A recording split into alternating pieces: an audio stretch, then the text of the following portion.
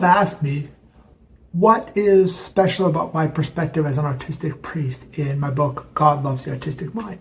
And I think that's a valid question. I think it's important to come from within on both the prayer and being autistic. And let me explain a little bit. First, let's go with being a priest and religious. As a priest, religious, I have a special role in bringing the sacraments to others, presiding over the Eucharist, offering the sacrament of confession, all those things. And it's a great experience. It's hard to explain. I mean, obviously, as a priest, I receive the Eucharist. I go to confession regularly as well. But having that experience of both sides is profound. Also, having that experience of spiritual direction and confession on both sides helps to really grasp all those different aspects of different people's prayer of the spiritual life. Religious life is supposed to point us towards heaven, point us towards what we'll have after the second coming.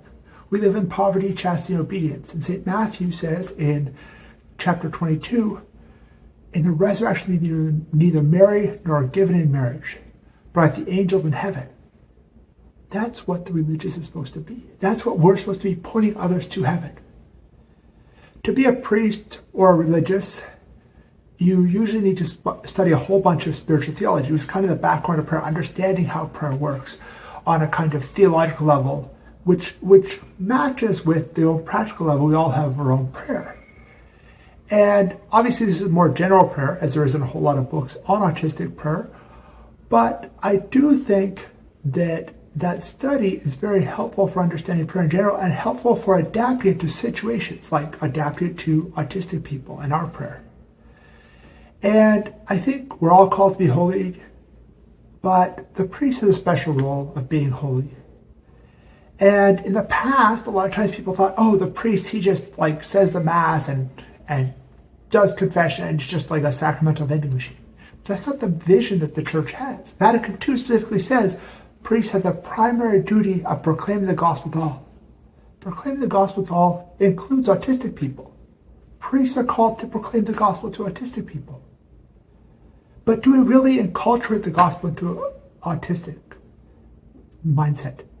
I don't know. I've rarely really seen it. I've seen a few examples here and there. And a real enculturation, I think, requires some of us who are doing that enculturation to be autistic. Because no matter how much we do from outside, we're always going to be outsiders. We're never going to be members of that community. Like, I could learn ASL, I could be an ASL interpreter as a full-time job. I still don't have the full experience of being deaf. And so with that, I think we get to the last thing, why being autistic matters.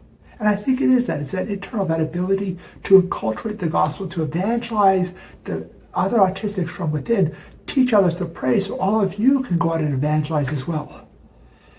And I think with my book, one of the things I really want to do is I went forward and interviewed about 2,000 different autistic people to get different autistic perspectives of prayer. Well, why?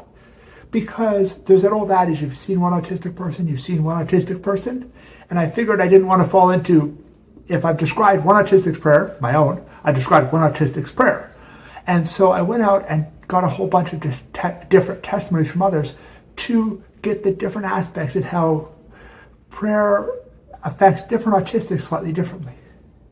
And I think being both a priest, a religious, and an autistic, I can help describe autistic prayer. And I hope that it helps you on this spectrum develop your own prayer life. And I'll leave a link here at the end, just if you want to get the book or subscribe to this channel, and I'll hopefully follow up with a whole bunch of other things on autism. I haven't been posting here super regularly, but I hope I get enough time to post a little more regularly going forward. God bless.